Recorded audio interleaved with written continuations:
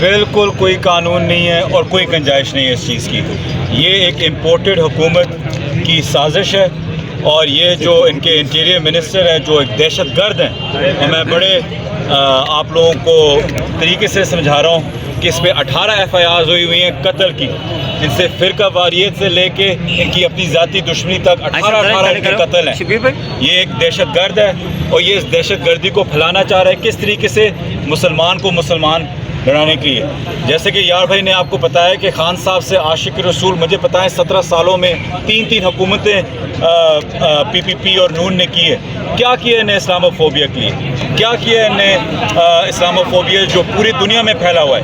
ہماری عورتیں باہر ملکوں میں حجاب پہنتی ہیں، ان پہ تہمت لگتی ہے. ہمارے بھائی بزرگ داڑھی رکھتے ہیں، ان کا مذاق اڑایا جاتا ہے بسوں میں.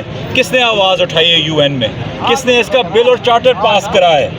صرف اور صرف خان صاحب کو. ان کو پتہ ہے کہ صرف پاکستان کے اندر نہیں، پوری مسلم امت نے خان صاحب کی اس چیز کی گواہی بھی دی ہے اور تعریف بھی کی ہے خان صاحب کی.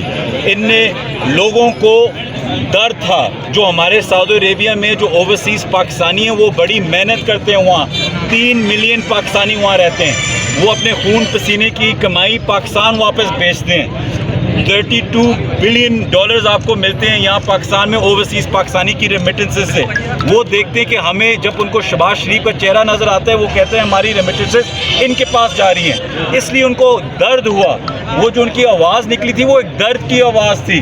چلیں آپ کہہ لیں کہ آواز اونچی نہیں اٹھانی چاہیے تھی، چلیں حرم کے باہر تھا انہیں کر دیا تھا. لیکن جیسے کہ یار بھائی کہہ رہے ہیں بلاول کے وقت جب اگر کوئی جیو بھٹو کا اگر نعرہ لگے وہ کیا صحیح نہیں، وہ کیا صحیح تھا؟ یا نواز شریف کا یا نون کا لگے تو وہ کیا صحیح تھا؟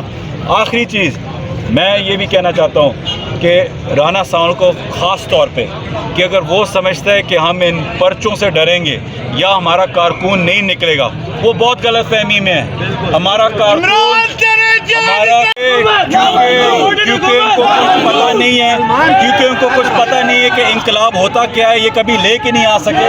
ان کو سمجھ نہیں آ رہی کہ چیزیں سیاست سے بہت آگے چلی گئی.